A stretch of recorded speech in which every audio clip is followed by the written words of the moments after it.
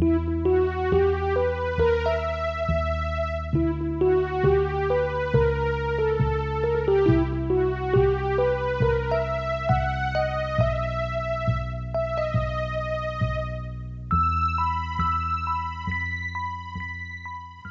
following is a fan-made chapter reading of the web serial Pale by J.C. McCrae. The original text can be found at palewebserial.wordpress.com. If you'd like to donate to the author, please go to patreon.com/wildbow. Thank you and enjoy.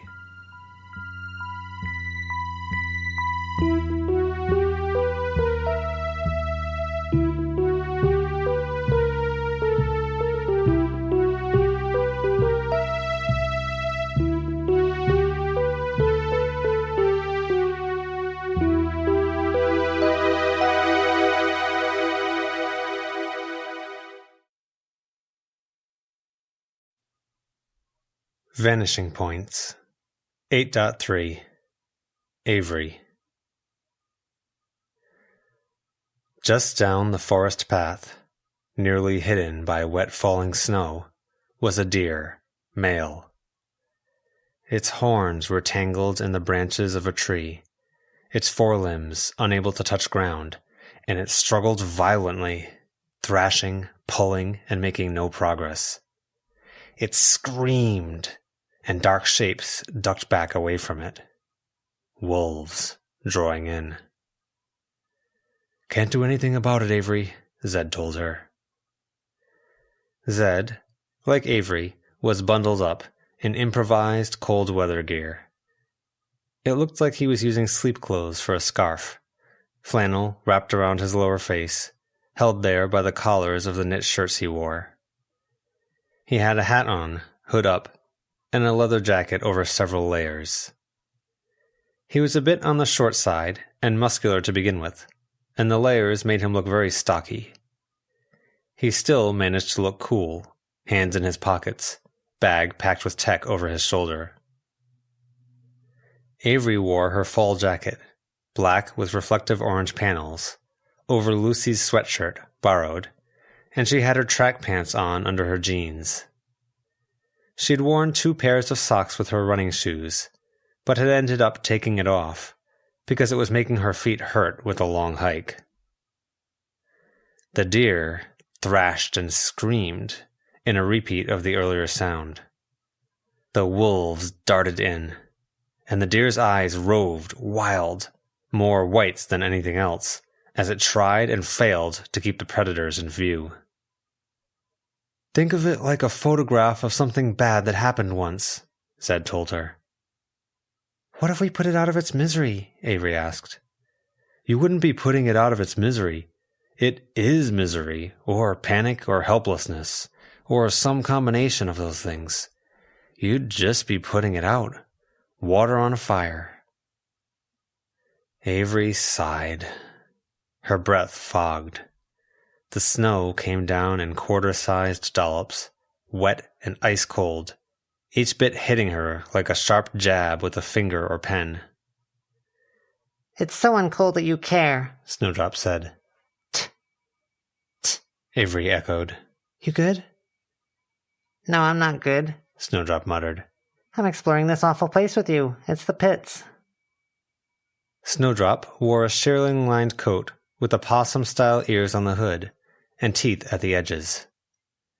A scarf covered her lower face, the ends slung over her shoulders so they sat over her shoulder blades, her eyes the only part of her face that was visible, large with dark shadows around them. The ends of her scarf read, "First play dead," and "Then play dirty." Well, it was the other way around, but Avery got how it was meant to be read. "Using salts would at least make it be quiet," Avery said. "Makes it easier to hear things that matter." "It would," Jessica answered, as she walked through the slushy snow. She wore a fluffy hoodie under her raincoat, and it didn't look like nearly enough in weather this crummy, but she wasn't suffering nearly as much as any of them. Snow wasn't piling up on her either. She stopped, took stock, then said, "But we don't want to do that. This place is built of scenes like this, especially this facet of the ruins. Take out one piece, and things will collapse inward. Things? Other scenes? Avery asked. Jessica nodded. Then she crouched. Look, see how wet the ground is? Avery nodded. The deer's trampling footsteps as it danced, trying to free itself, were making the ground a muddy puddle beneath it. There's also water running down the branches. Now see how dark it is? The grouping of trees blocked out most of the light, not that there was a ton of light here. It made the whites of the deer's eyes and teeth stand out more. Front legs kicked at the air. Yeah, I see it. Clean salt can remove that scene from this tapestry, but you'd plunge back into ruins more familiar to you if you tried. Rain and darkness. Jessica nodded. The screaming is a way of pushing its echo outward, too. You could get snared if you hear that scream up close. Tangled the same way it's tangled. Are the wolves a danger? Snowdrop asked. Props for the scene. There are worse dangers here. I saw signs of some while looking around. Anything to worry about? Zed asked. Jessica looked around and walked away a few steps, circling a tree and looking at the trunk. Answer whenever, Zed told her. I'm just here, freezing. The cold doesn't matter. How you feel about the cold matters, Jessica said, still studying tree trunks. I recognize the distinction, and I don't like it, Zed told her. Call Bree, Jessica said, pulling something from a tree trunk. It looked like a coin, but it was lumpier. Zed pulled out his phone. He selected Bree from the contact list while asking, Why, danger? Do we prepare for a fight? You don't fight these things. Zed sent the message. What's that? Avery asked, indicating the bit of metal.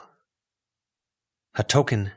Certain inevitable forces will leave them places, like another closely related to love, leaving behind roses or rose petals, or another related to mania, leaving a pitchfork embedded in something. Bree wants to know if she should abandon the fire. Leave it. Let it burn out. It doesn't matter. Have her come straight here. Avoid any lights. If she gets lost and has to cross a road or path, have her stop, hide, and call us. Zed typed. Tell her to be quiet. If she runs into any kind of trouble at all, she should let loose as much as possible. Let those children free. You're making me nervous here, Jess.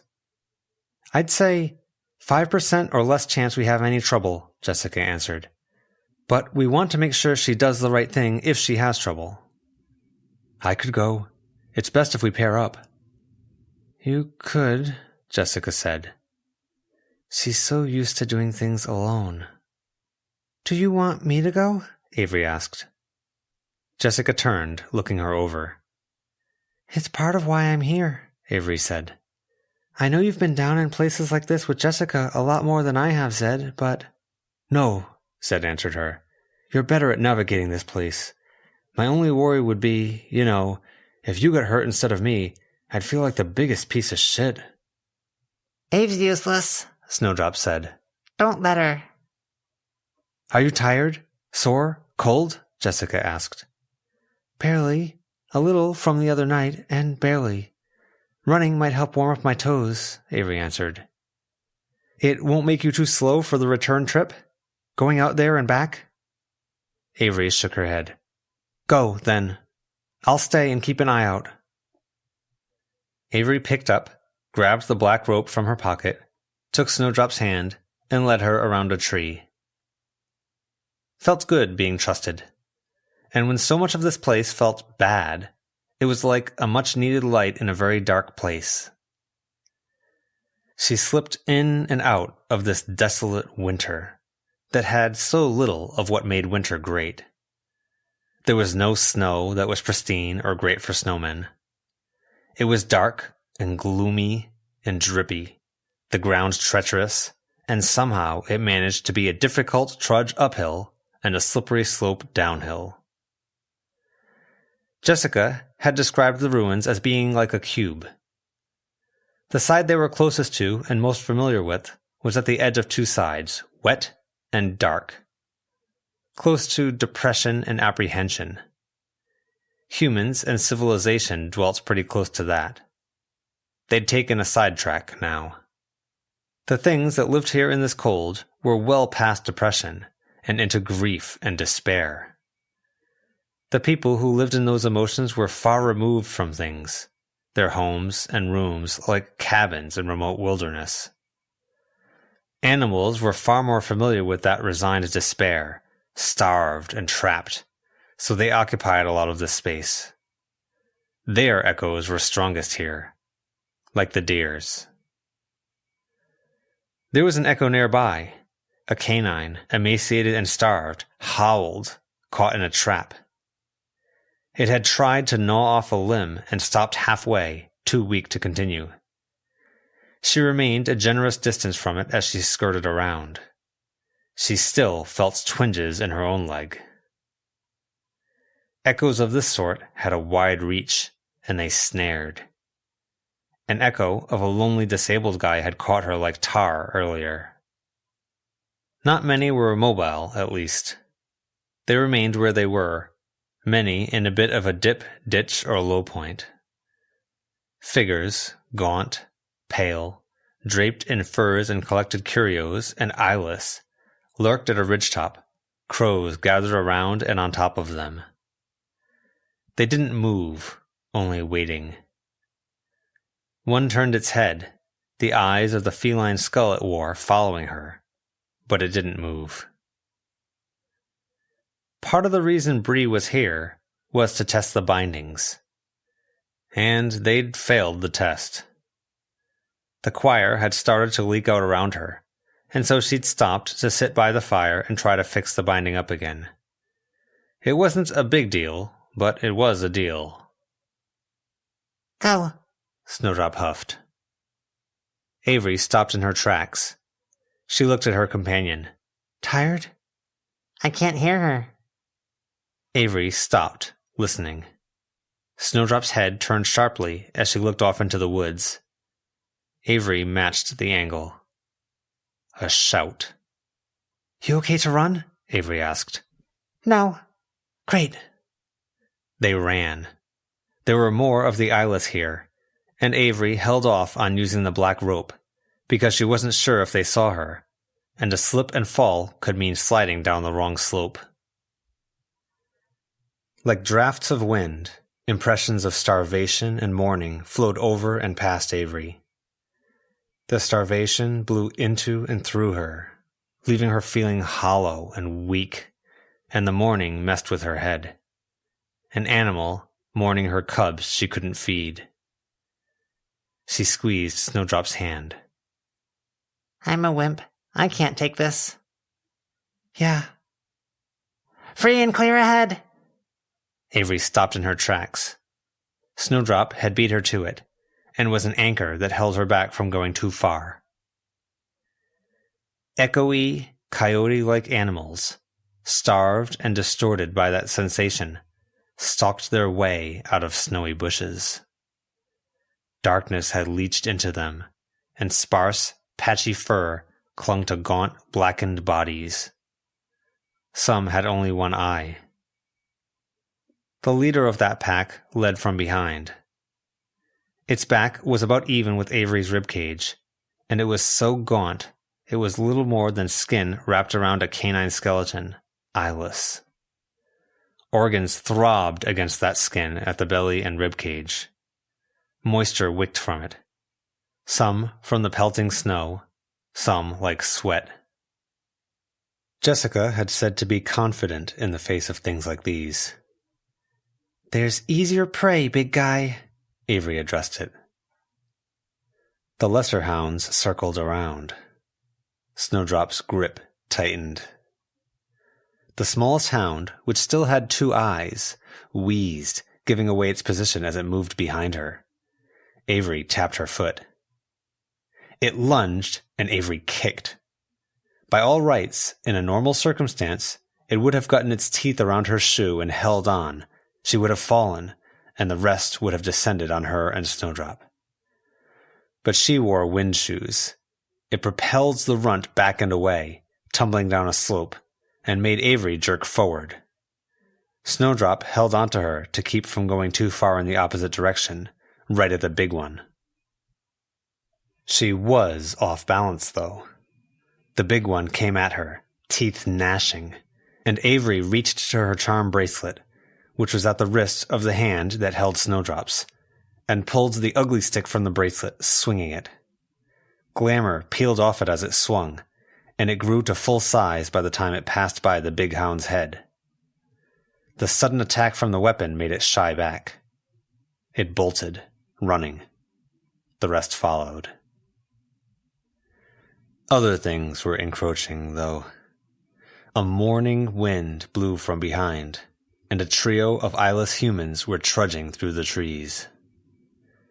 She and Snowdrop started running in the same moment, same wavelength.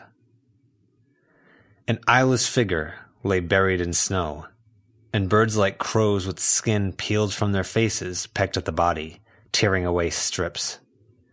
She avoided those, using the black rope to jump up to a tree branch. The rope was harder to use when she brought Snowdrop with her, because they both had to be entirely out of sight. It required large trees, or groupings of trees big enough. They moved from branch to branch, and in the midst of it, jumped straight into an echo going full tilt into a starvation despair. These were the things that made the ruins so tough over the long term. She could escape that effect, but feelings lingered and her body responded to it. Stomach clenching, changing how it handled the food that was already there. If she was exposed to that for too long, it would lead to her actually starving in fast motion, or something similar. Get hit with an echo, then recover 9/10 of the way. Rinse, repeat. She found a perch at the edge of the woods. Bree was making her way over.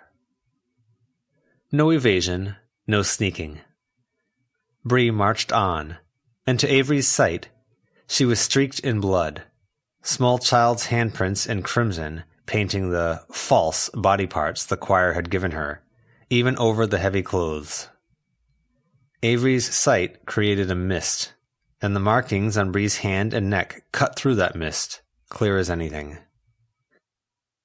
An echo was making its way toward Bree, a man in a hospital gown, bare-legged, trudging through slush. Bree looked at him, slowing. The light and shadow around her changed, the mist getting thicker, and she sagged a bit, feeling the echo's influence. Then the walls started appearing. They rose up out of the snow around her. A girl in a bunny hat, a boy with a bike helmet, and a girl with a leather jacket covered in zippers. However they were dressed, they acted similar. The ones with the bunny hat and bike helmet charged in, moving through the slushy snow like it was easy, pouncing on the echo and tackling it to the ground. The girl with the leather jacket hesitated, glancing around, then jumped him, fingers dragging through his stomach to tear cloth and skin. For every bite she got in, 10 more bites worth of echo dissolved. The others tore at arm and face, respectively. Bree straightened and moved on, same pace as before. Avery descended, bringing Snowdrop with. Bree looked her way, and Avery raised a hand in a wave. Bree waved back. She could have gone to Bree's side, but the choir was out. Just 5 kids now. The echo the waifs had tackled was gone, and so were the waifs. The same pack of hounds that had come for Avery were surrounding Bree now. "Hey!" Avery shouted. They didn't react. Bree matched the number of waifs she had around her to the animals, 1 per hound. It didn't seem like enough, and frankly, it seemed like prime bait for the hounds. Starving kids? "I'm going ahead," Avery told Snowdrop. Not cool. She tossed the black rope to Snowdrop, then charged ahead. The hounds went after waifs, and seemed surprised that those waifs fought back as viciously as they did. Most were on the defensive a second after the kid started biting back, trying to pull away and retreat. The lead hound charged at a boy in a skull t-shirt with a mohawk, gripped him with blackened teeth, and hurled him aside. More waifs reached out of the snow, flanking the hound, grabbing its sides, but it still had momentum, and Bree backed away a few steps, slipped, and skidded down a slope out of Avery's sight. The song was audible now, singing in the background as the choir swelled in number and strength. Snow jabbed at Avery's face as she crossed the distance. 4 children fought to keep the lead hound back, and failed as it walked to the crest of the ridge where Bree had slipped. Avery closed in, and the hound started to turn. That, at least, was a process the waifs slowed down. Avery gave it a sharp swat on the rump with the ugly stick. A gift from the goblins a while ago, it was a weird weapon that was often too heavy-duty to use, even in the serious situations they'd been in so far. They barely carried it with them. It was gnarled, knotted wood in a club shape. It hurt like damn it, and it left lumps that were slow to heal. A hit hard enough to do any structural damage would change that structure. Break someone's jaw, and it would never be exactly right again. Knock out teeth, same idea. She wasn't interested in that part of things. She just wanted to scare off the hound. Its back legs went out from under it as it finished turning on her, splaying out behind it, and as much as it gnashed its teeth at her, it couldn't advance without those legs. She rapped it on the snout.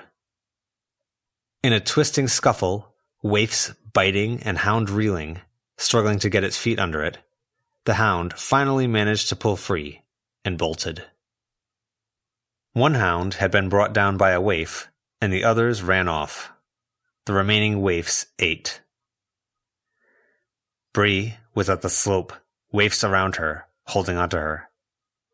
At the bottom of that slope, in a bowl-shaped depression, was an echo of a family around a car, and a bit of the sort of guard posting that appeared at a bend in the road to keep cars from going over.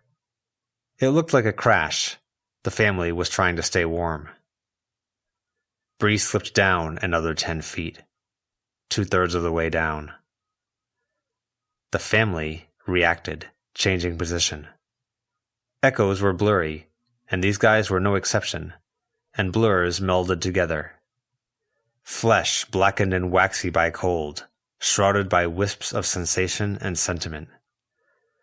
The mist welled, the snow intensified, the mother cradled her child in her arms, and they looked like one singular mass, groping and reaching. Even the car seemed to be part of them. Frost crept up Bree's legs, and they stopped working. Sort of like how the hounds had, but the hound had got it together enough to run off. Bree wasn't able. Waifs multiplied, scrabbling for their own traction and grip. The ones that found any supported others, and supported Bree. The echo got to them too. "I'll help," Avery called out. "Don't come!" Avery stopped. She pulled off her bag, grabbed the plastic screw-top water bottle she'd filled with salt, and got spell cards. What was the symbol for time? She had to use process of elimination. Each one was a planet and a god. Trident-ish symbol was Neptune, sea and sky, to make stuff activate at a certain height or if it met water or some other environment. Mars was the whacking symbol like she used for the hockey stick. Mercury for movement like she used for her shoes. She ended up sorting through her cards, taking a second to interpret each. There. She had a time-delayed smoke thing, for cover so she could use the black rope. Little H with a curl on the one leg and a cross at the top.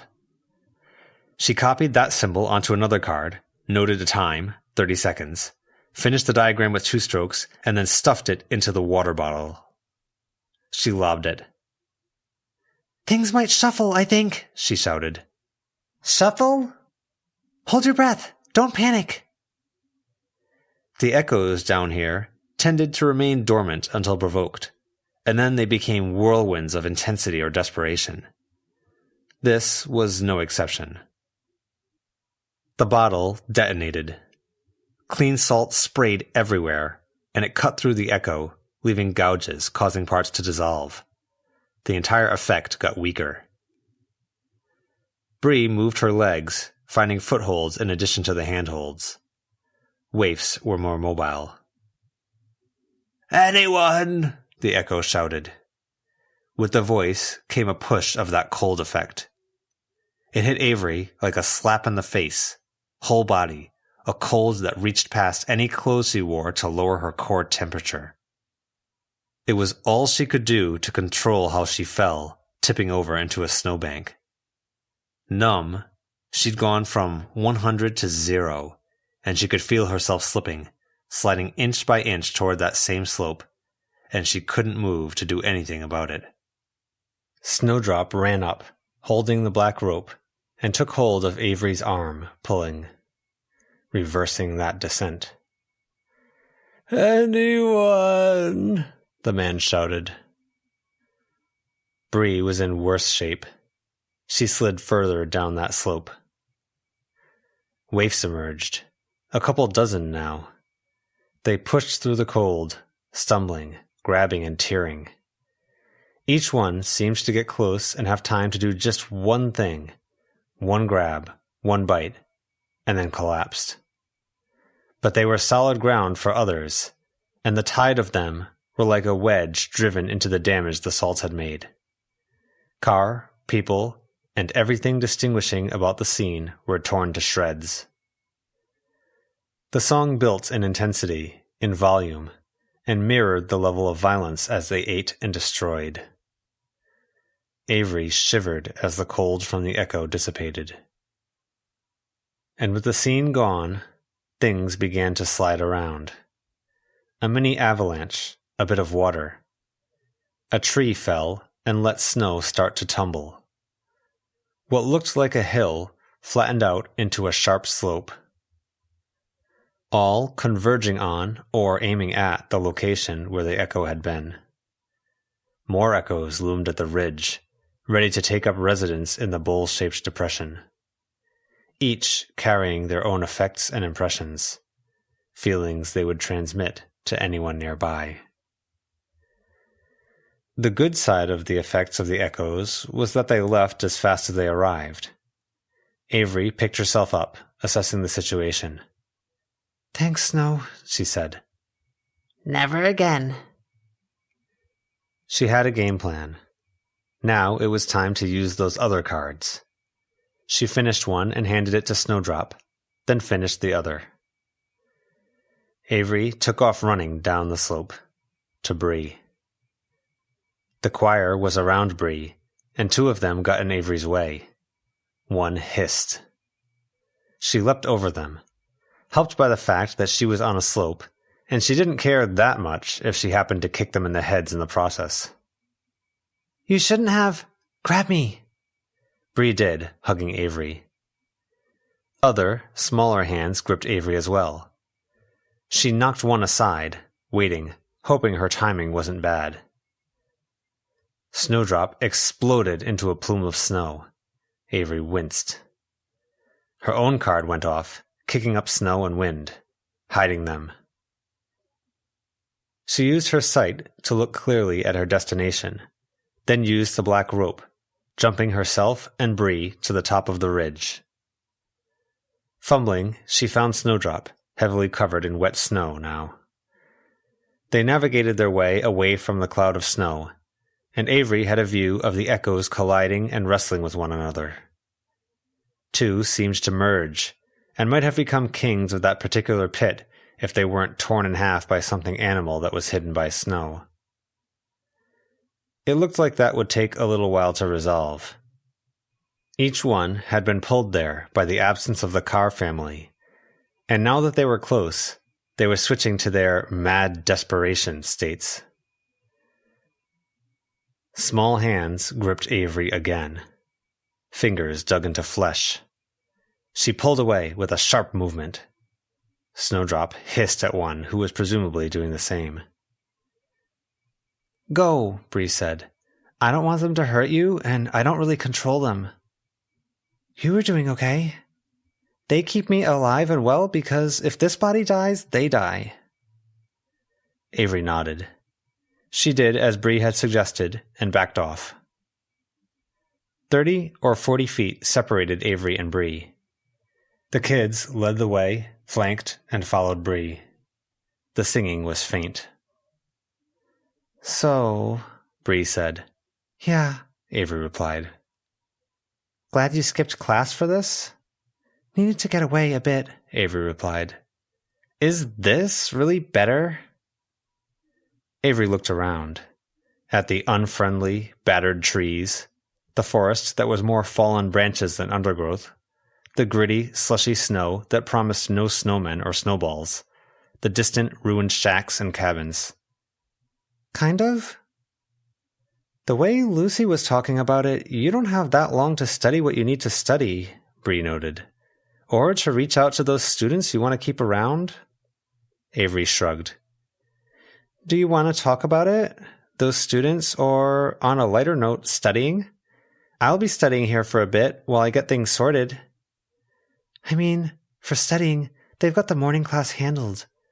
I could spend the day in the library instead, but we thought being alone with the other students might be dangerous, and I'd really rather be doing this. Hands-on learning, direct with an expert." "Studying in its own way. Sure. Are you going to become a necromancer? Tapping into echoes and working with the other forces that dwell here to affect death? Something like that?" "No, just exploring. Learning how otherworldly places work."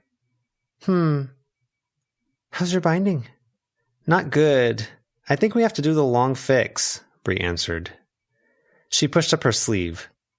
The tattoos were broken up, and as Avery used her sight, the lines peeled away, drifted, and formed loops and bubbles that pulled away and disappeared amid snowfall. A second or two later, a waif appeared in roughly the same general direction. Gabe. Shirtless, vomit streaked across his lower face, mouth ajar, with a mushroom cut, 10 or so, skinny. He looked at her and yawned his jaw open to crack it audibly.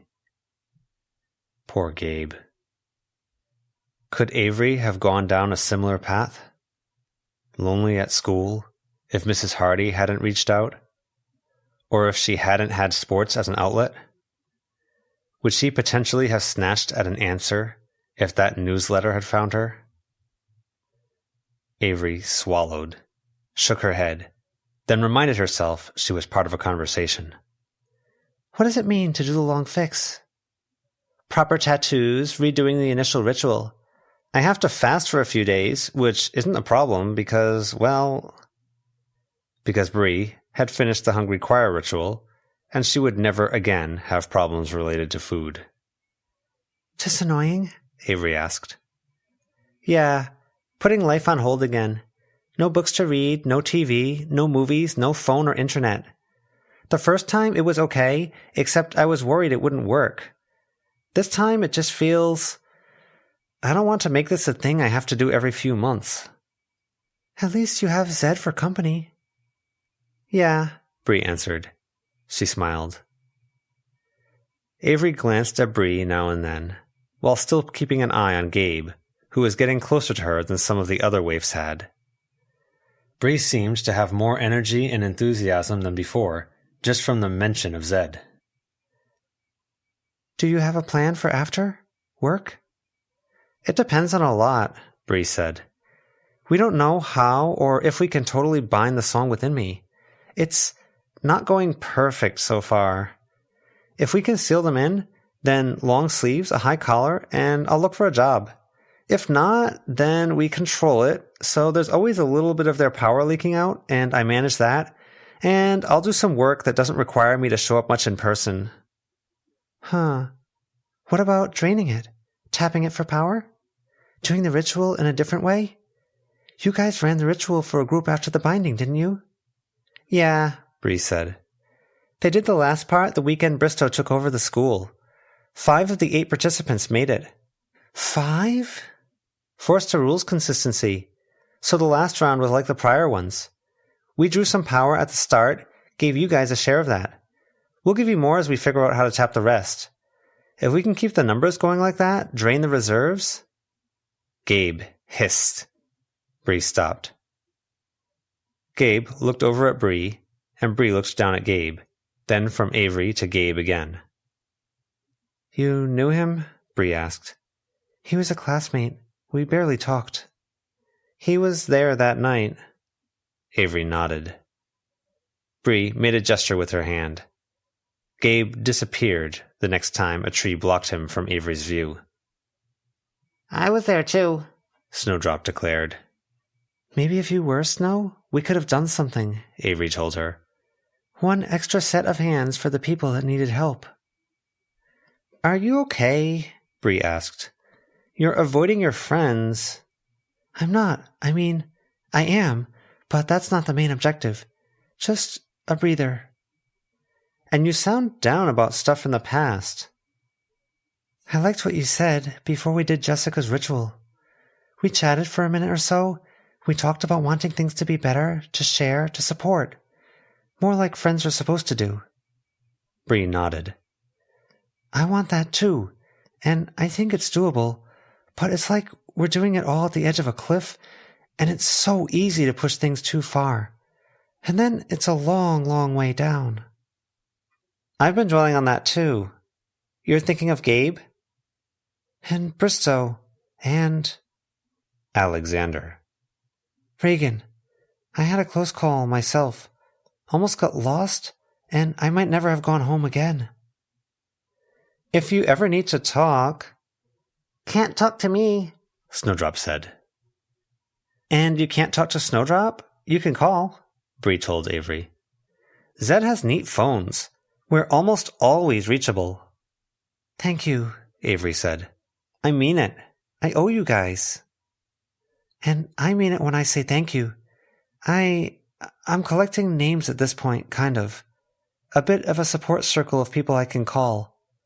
Which might be important because I don't know what's waiting for me at home. I'd give you a hug right now if I could, Bree told her, still walking forward with the group of waifs around her. It's okay. They walked for a bit. Zed and Jessica stepped out of the trees, banishing a lesser echo as they approached. They walked fast and looked intense. Heard the singing of the choir before we saw you, Zed said. What's up? Avery asked. Walk fast. You guys are covered in snow. You okay? We had a scary run-in with an echo, Bree said. Knit together, whole family, Avery said. I don't think Bree ended up needing me. She pulled out the choir and dealt with it. I could have, maybe, Bree said. But I would be more tired than I am, and we have to travel back. If I'd fought on my own, I might be too tired to walk all the way home. You okay to walk right now? Zed asked. Bree nodded. What's got you guys spooked? Avery asked. Does it have to do with that token? The bit of metal? A group of lesser incarnations, Jessica said. She reached out, holding the token like she was going to drop it. Avery put her hand out. The bit of metal, slightly triangular. A squashed bullet, edge sharpened. It was wrapped up in cord. My best guess is this is Hunt, Jessica said. Hunt? As in? The hunter distilled, seeking, tracking. She motioned with her hand, then dropped something else. A bit of glass wrapped in more cord, curved and smooth on one side, and broken on the other, like it was from a magnifying glass or marble. There was blood on the pointiest corner, worked into the cracks. Inquest or Inquisition? And a ring, snipped. The band twisted so it formed a curl, where the snipped ends didn't meet, but crossed instead. There was a heart-shaped hole at the center of the band, opposite the misaligned ends. The cord was threaded through the hole and around the ring itself. Which one is this? I don't know, but it's compatible with Hunt and Inquisition. That token represents it. If you let them drop from your hand, they fall into a position that forms a triangle. Don't actually drop it. I don't want to waste the time. Okay, Avery said, holding the tokens in her hand. They fall equally distant apart. The triangle shape appears in the tokens, too. They're a team of 3. What do you need, and what do I need to know? Avery asked. We avoid them. This broad area is their hunting ground, Jessica said. Bree, this is where you might be important. Whatever I can do. I normally back off in situations like this, return home, or find a long way around, Jessica stated. Her eyes roved, searching. I don't want to this time. That's fine, Zed told her. You can leave if you want to. I came to help, Avery told her. Jessica nodded. She didn't say thank you, and her expression remained serious, her eyes fixed on distant points. Incarnations. I remember you calling the Hungry Choir a ritual incarnate. Am I right? Zed asked. Yes. So you know the terminology. Incarnations are the same idea, but without the ritual attached. They're a concept distilled, and they usually manage or control that thing, draw power from it. And they're inevitable, which is a pretty deep concept that's hard to explain. They're stubborn. Don't get between them and their target. Avoid face-to-face encounters if you can, and remember, you can't stop them. You can deflect and distract. A starved wind blew past them. It made them all pause until it passed. Jessica seemed more wary in the aftermath, like she'd expected an attack or appearance using the wind. They passed through woods and entered a grouping of houses. Except the houses weren't true houses. Instead, they were like rooms out of an apartment or hospital. Through the windows were scenes where the echoes were in full form. It felt hazardous. The walls paper thin, containing some intense, miserable echoes within. A woman curled up on her bed in a room with so much trash on the floor that the floor wasn't visible. A man holding a bucket for his daughter to throw up in. A young man holding a letter, reading, while his parents stood behind him. Avery felt for each of them, but she also felt worried that those thin walls would tear or something would give, and those echoes would wash over them. What were you two talking about as you came over? Zed asked. The choir, Bree told him, feeling like this is all precarious. Avery nodded. They slipped into a narrow passage between 2 buildings. Avery could feel pressure weighing on her from one side, and sadness leaching into her from the other. Heavy, Zed stated. This is a heavy place, Jessica said. She held up her hand and checked the way was clear. They left the alley between the 2 buildings. School's heavy too, Avery said. I wanted to ask, since you're seniors, you know who the families are? You might be asking the wrong guy, Zed told her. I'm gone half the time. But you went here, right? Some. I didn't come at 13 and then attend every year. But if you have questions about anyone or any family, I can try answering. Off in the distance, an eyeless thing, pale, humanoid, and as tall as a 1-story house, snatched up an echo. It held carved wood in the other hand, and pressed echo to wood, to a carved head and torso. Once the echo's head and torso were stuck inside, it began attaching a multi-jointed arm, making a puppet. Dark, Snowdrop murmured. Avery looked. Snow was pointing at a distant house. Where every other place seemed so dim, unlit within, there was a warm, red light glowing within that place, to the point it lit up the exterior walls. In nearly any other circumstance, I'd go there, Jessica stated, staring. What is it? Treasure. Distilled power. Echoes and things suck off goodness, joy, and serenity here, and those things are pushed away by the grief, sadness, and despair. Those scraps gather and concentrate in a hollow, which pulls in more. Most are small. An apple that glows with the light within in a dark part of the ruins, or a small mouse that warms like a fireside without burning flesh. Even those are valuable. That doesn't look small, Avery noted. No, which makes me think it's bait. Hunt? Zed asked. They're close. Zed pulled his bag around in front of him to access it. I've got a locator. It notifies us if they're close, but it'll make noise. That's fine, Jessica said. I think Hunt knows where we are by now. Come, Avery told Snowdrop. Small. Snowdrop shrunk, going from holding Avery's hand to being small enough to fit in Avery's hand. Avery tucked Snowdrop into her jacket. What families were you wondering about? Zed asked. If I don't know, maybe Jessica does. Jessica snorted. More like, after the thing with Alexander and Bristow, a lot of students hate us. I wouldn't say it's hate exactly, Zed told her. Not universally, but a lot of negative feelings. Clementine and Shelley recommended we tackle the biggest threats first. So maybe who are the big players who have reasons to be mad? That is, a very complicated question, Zed replied. If your reason for coming today was to ask that, it might have been better to go to Nicolette. I came today to help, and to get away, and this is secondary. I figure while my friends are in class, I should try to work out next steps. Clementine may have the right idea, Zed replied. But to narrow it down a bit more, I don't think it's the big threats who have reason to be mad that you should be worried about. Small threats could be more dangerous. How? Worry about the people who would take the time to find you and ruin your day, or hurt you, Zed answered. Like? The Teds? America and Liberty aren't that strong, and their reasons are a bit shallow and stupid, but they absolutely would gun for you. Why?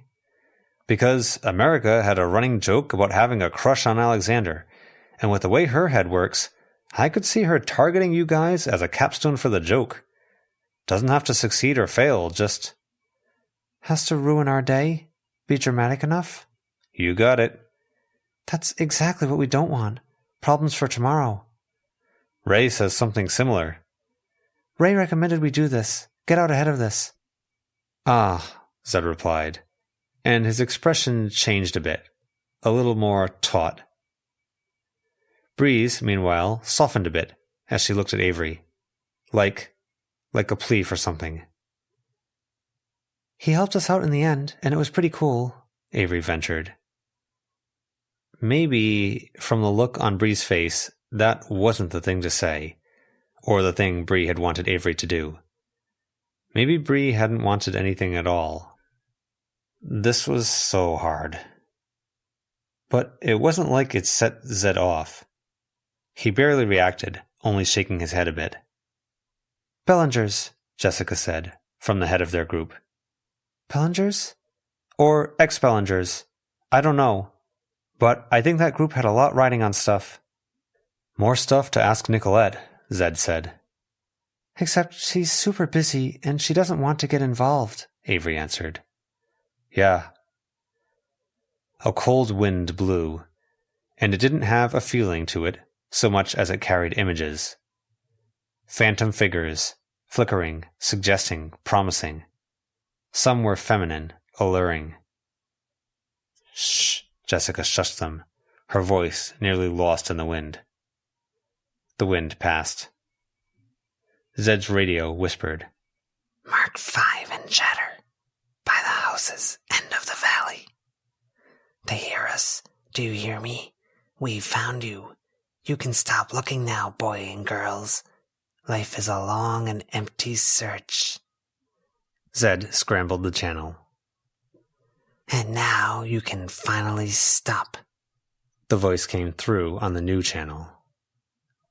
They must answer for being here first, a stern voice added.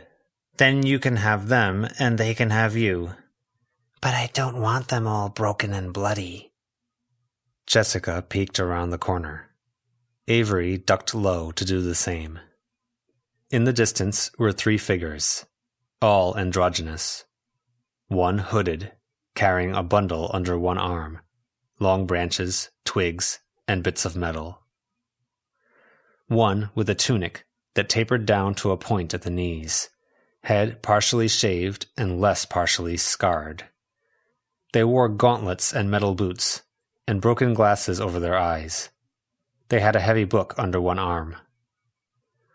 The last one was underdressed for the weather, slender, shirt unbuttoned, hair long in a way that hid eyes. Bangles like the ring encircled the arms, and rings were at the finger, and they looked heavy enough that they kept the arms from swinging as the lesser incarnation walked. That last one raised those heavy, decorated arms. Zed and Jessica's eyes flashed with sight as they focused on what it was doing. Bree and Avery followed suit. As those arms raised, connections were forming, snapping into existence and warping between them and it. "Yearning," Jessica said. "What? It's yearning?" The hooded one dropped the bundle. Bits bounced out into the slushy snow at their feet. The one with the book raised their free hand to their mouth and whistled, calling something. "Go," Jessica urged. They ran. "Good thing about it being hunt is it's about the pursuit, not actually catching," Jessica said. "Same for yearning." "What about inquest or inquisition?" Zed asked. Jessica didn't reply, focusing on running instead. "You said you needed me," Bree said. "If they get close, the choir is the only thing that can push back. It only buys us time." Galloping hooves were getting closer. Avery broke away from the rest of the group. "Careful!" Zed raised his voice. He had a device out. They could distract, not stop. A bash with the ugly stick wouldn't put them down, but if she could lure them away... Avery used the black rope to cover ground. Inquest was on a horse, draped in similar outfitting to what they wore. Avery whistled. The horse was nimble. A second after the whistle, it had turned and lunged into the trees, Inquest ducking low to avoid being clipped by branches. Avery ran. And she couldn't outrun a horse, but she could use the black rope, cutting this way and that, to be as unpredictable as possible. She hadn't expected the pressure, though.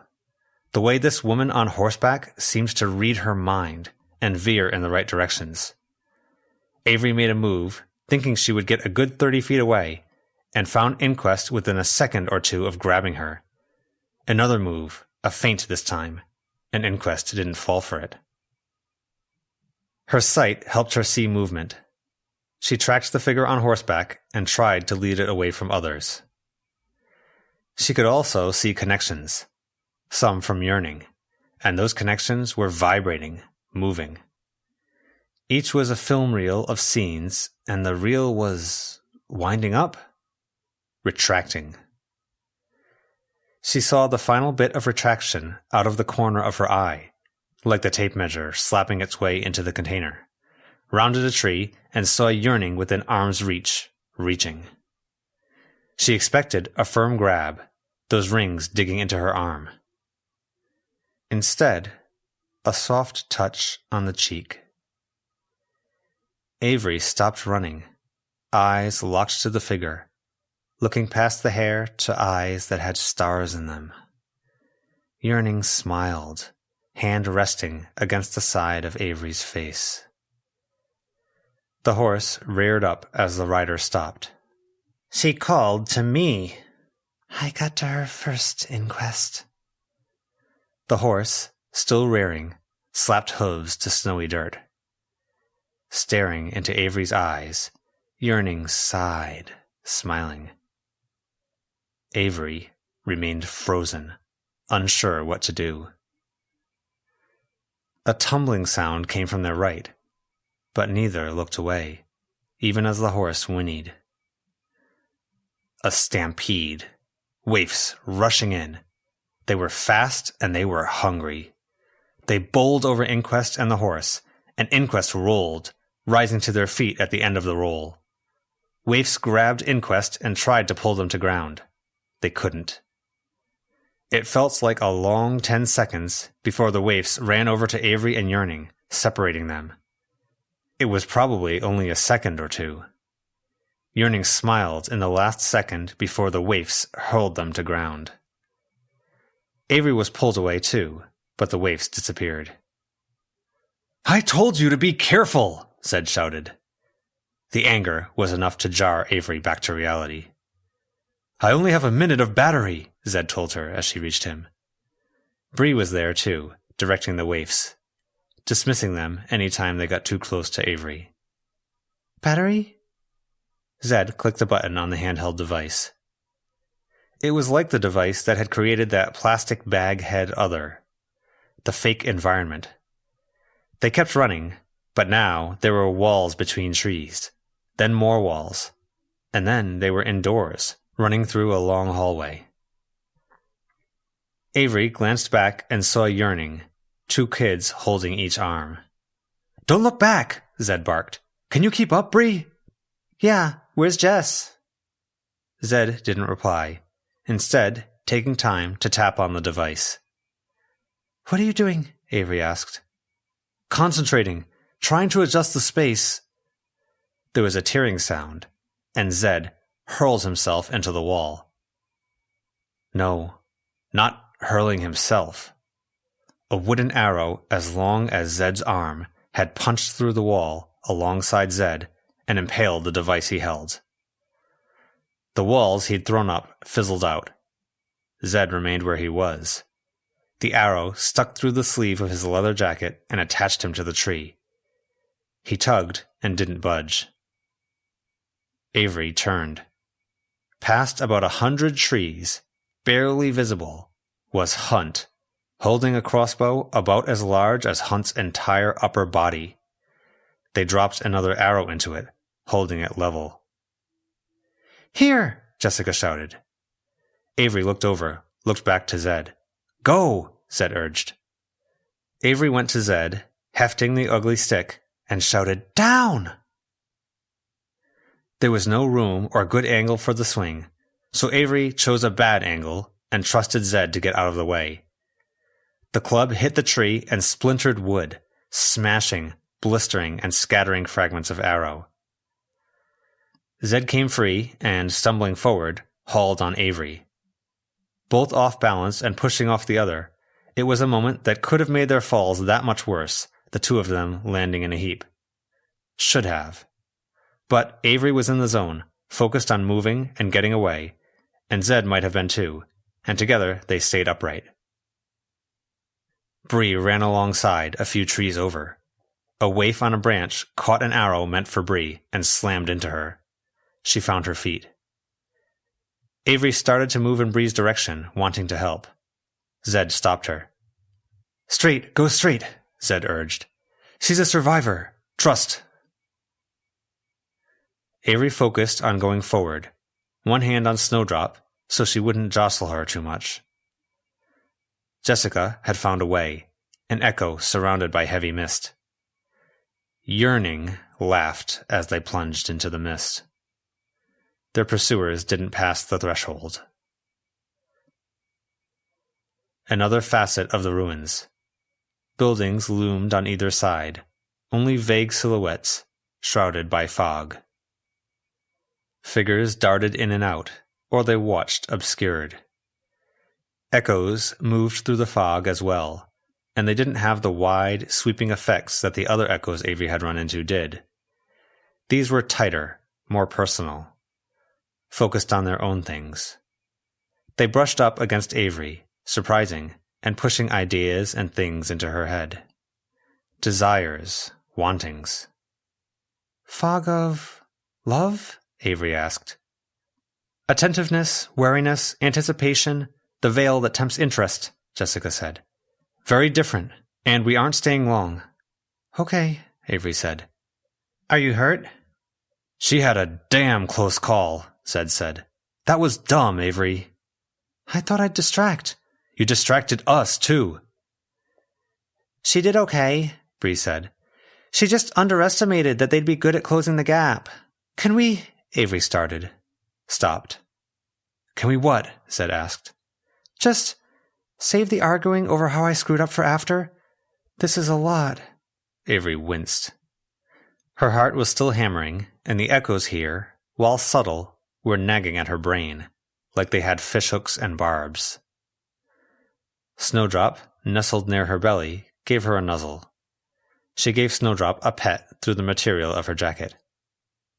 "After then," Zed said. "Sorry." Reminds me of my sight, Avery mused, looking around. The veil? Jessica asked. Yeah, mist. Yeah, I've heard people theorize that the sight might lean on these sorts of things, depending on who we are. Desolate ruins for anger, darkness for fear and apprehension, cold for mourning. I see the world as dark with laser outlines, Zed said. I see the world the hungry choir brought me into, Bree said. Yeah, Jessica replied. I don't see anything too different. I needed clear vision going in. Figures in the fog taunted, tempted, distracted. Avery flinched away from looking, then flinched again as one brushed her arm. Greed, theft, stealing, selfishness. Need a chocolate-covered protein bar? Jessica asked. Avery nodded. Those starvation winds and echoes had done a number on her midsection. What else? Do you want to stop? I want to get through here, Avery replied. Distract me? With? Jessica asked. I don't know. Your girlfriend? I know how Zed and Bree met. Or is that too personal? Yes, Jessica said. It's personal. Oh, sorry. Avery felt her face flush. Zed was mad, and Jessica was offended, and Bree had her own stuff to deal with. She shouldn't have come. Jess, Zed said. Come on. She doesn't want to pry. She wants guidance, I guess. You hinted at that the day you came to school. Yeah, Avery said. She still felt the heat of flush at her face. What do you want to know? Jessica asked. Turn, watch for trouble. They turned a corner. The mists were darker, the echoes slippery. It was hard to think straight, and there was nowhere to go that didn't involve brushing up against something and getting ideas pushed into her head. Jessica forged the way, at least, walking a few feet ahead, parting the incoming crowd of figures that were barely visible in dense fog. How did you meet? When did you know? That I liked her? Or anyone? When she kissed me. She was my friend, and then she kissed me, and asked me to think on it before saying anything. So I did. And now we're together. Huh. That easy? You didn't know before? No, I had other things to think about. They passed through a patch of dark, and cold wind blew. Weird that this desolate, wintry sadness would be a relief. Avery shivered. Getting cold, not cold, and then getting cold again, had sweat running down her body now, chilling her. And they still had to get home. An echo stumbled toward them. Looked like a teenager who'd blown off his hands and face with a firecracker. I keep meeting people who... I get tempted into thinking they might have answers, Avery said. And then they don't. No offense or anything. Jessica snorted, and Avery had no idea how to read the snort. Like Clementine? Bree asked. She's pan, I think, with someone non-binary. That's what you're talking about, right? Avery nodded. She hadn't known for sure about Clem, specifically, but that was confirmation. Cool.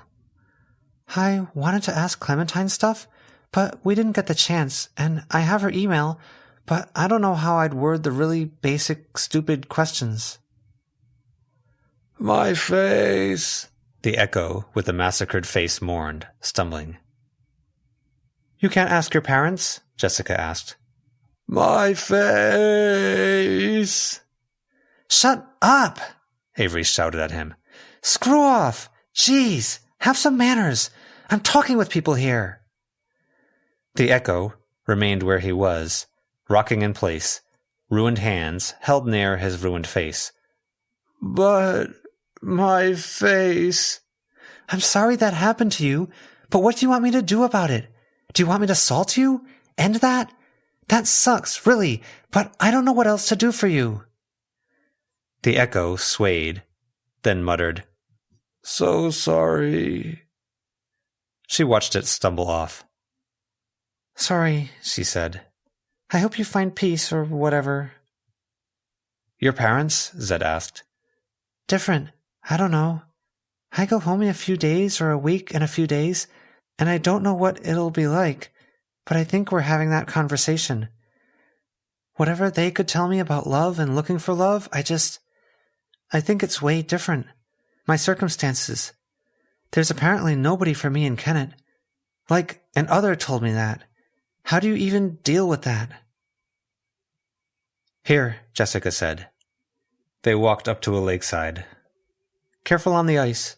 If you fall through, you end up in the abyss, not the ruins, and it's a lot harder to get out, Jessica said. I'll calibrate. You talk to Ave, Zed told Jessica. This was their destination, using Zed's tech to get Jess a concrete lead. But they had to be in the right place, in the right facet of the ruins. I thought we were similar, because we're both explorers, we're gay, we strike off on our own, I guess, Avery said. Sorry, Jessica answered. I'm not good at this. I could ask my girlfriend. She might be more similar to you. I'm trying to improve myself and become someone better that attracts cool people, but that feels shaky when we're currently struggling with half the school hating us. Which is tough with certain key classmates, I'm told, Bree said. Yeah, we kind of had almost friends here and there, and now we don't as much. You guys, but you're older. Yeah. You could always ask those other students outright if they want to make a connection. It's awkward if you're leaving, but things can be established long distance. Kind of, Avery admitted. That's more Lucy than me, though. Is it? Bree asked. Isn't it? Avery asked. Why does this feel... Are we talking past each other? Jess, Zed said. They walked on the ice, and dark shapes moved beneath the surface. Here and there, a footstep produced a cracking sound, but Avery didn't see actual cracks. On the far side of the lake was a bird. My witness, Jess noted. As they got closer, Avery could hear a dog barking. They walked up to the bird, and it remained very still.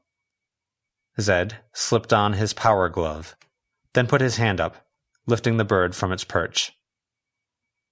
Pale, the songbird began to take on color, until it glowed from within. There, Zed said. Freshly fueled, bright, easy to track. The last 4 times I found this bird, I got close, Jessica said. And you know the general direction from the failed ritual. Don't remind me. But you do know, Zed told Jess. Jessica rubbed her hands together and blew on them. See you later? Zed asked. A few weeks? Months? Unless things go badly. Get in touch after. Let us know how it went. Jessica nodded. They stood there awkwardly for a bit. Zed lifted the bird from his finger and moved it to Jessica's. There were distant shouting sounds, men and an alarmed child. A dog's barking continued, incessant, mingling with the faint, barely audible song of the choir. You can find your way back, I hope, Jessica said. I can't lead you. It's why Avery's here in part, Zed told her. You're pretty good at navigating this place. Avery nodded. Good, Jessica said. Thanks. Thank us with a call after. I mean it, Zed told her. I don't want us never to talk again because you don't need us anymore. Jessica nodded. Then, without further fanfare, she headed out into the cold ruins, following the pointing beak of a bird-shaped echo that had witnessed her cousin being dragged away by authorities, leaving Bree, Zed, and Avery standing there. We can talk on our way back, Bree said. I don't know what advice I can give. I'm A pretty boring girl who likes tough guys with a nerdy interior. I like to think I'm tough and nerdy, inside and out both, Zed said, flexing the glove with the keyboard and buttons built into it, before giving her a peck on the lips. Again, Bree told him. Warms myself up, and that's important in this place. Zed kissed Bree more seriously. So yeah, good to head back? Bree asked. Mission successful? Warms me up, Jessica getting what she wants. Seeing you guys happy, Avery said. She peeked down past her zipper and confirmed that Snowdrop was fast asleep, which was annoying because she had to keep Snowdrop propped up so she wouldn't fall out the gap between jacket and pants. Before, you were talking about... Fernanda? Bree asked, interrupting. For what? Avery asked, her brain stumbling mid-thought. Sorry, that was blunt. We were talking about your plans. Oh. Students we don't want to be our enemies. Yeah. So it's sounding like the Bellinger Circle, or what's left of it. Maybe the Teds as a danger we could try to sort out. And a couple others. And the opposite of enemies? Bree ventured, giving Zed a look. Zed helped out. Students you wanted to keep in touch with. Closer connections, alliances, more than alliances? Wait, this goes back to Fernanda? Your friends were concerned. After you told them you were bummed that you missed out talking to Clementine, Bree said. Zed added, which, in a roundabout way, led to us agreeing to take you on this outing. Yes, but what? What? Where does Clementine fit into this? Or that? Or Fernanda? And they gently made sure we were already aware you were gay before broaching the topic of your crush on... Fernanda? Avery interrupted. Crush? No. She paused. The three of them stood on ice above the dark abyss, in a snowy hellscape of sad, all bewildered, failing to connect the dots. Avery finally did. Verona talks to you. This has been a fan-made chapter reading of the web serial Pale by J.C. McCrae, read by me, NumberWangMan. The original text can be found at palewebserial.wordpress.com. If you'd like to donate to the author, please go to patreon.com/wildbow. If you'd like to help with this project, please contact the Itai BM on Reddit. Thank you for listening.